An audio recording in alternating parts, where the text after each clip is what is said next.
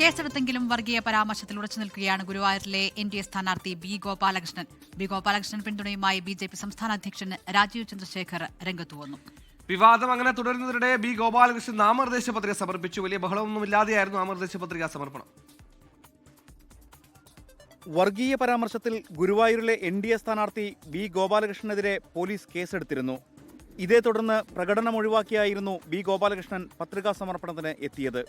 Chavakkad taluk ഓഫീസിലെത്തിയാണ് B Gopalakrishnan പത്രിക നൽകിയത്. വർഗീയ പരാമർശത്തിൽ നിന്ന് പിന്നോട്ടില്ലെന്ന് ബി ഗോപാലകൃഷ്ണൻ. എല്ലാ കാര്യവും ഞാൻ ഇന്നലെ പറഞ്ഞിട്ടുണ്ട്. ആ ഇന്നലെ പറഞ്ഞതിൽ നിന്ന് ഒരു സ്റ്റെപ്പ് പുറകിലില്ല. ഞാൻ എപ്പോഴും ഒരു കാര്യം ഇങ്ങനെ ആവർത്തിക്കേണ്ട കാര്യമില്ല.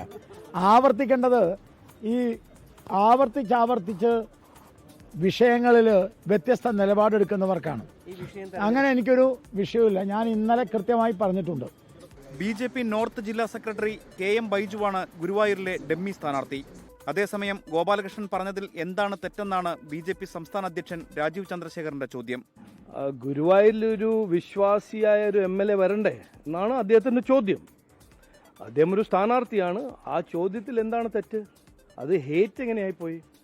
അദ്ദേഹം ഒരു കാര്യം പറഞ്ഞു, അതിനെ പെട്ടെന്ന് പോയി ചാടി അതിനെ ഹേറ്റ് സ്പീച്ച് ആക്കേണ്ട ആവശ്യമില്ല എന്നാണ് ഞാൻ പറയാൻ ആഗ്രഹിക്കുന്നത്. പരാമർശം തിരഞ്ഞെടുപ്പ് ചട്ടലംഘനമെന്ന് ചൂണ്ടിക്കാട്ടി LDFും UDFും സൂക്ഷ്മ പരിശോധനാ വേളയിൽ എതിർത്തേക്കും. 24 തൃശൂർ, തിരുവനന്തപുരം.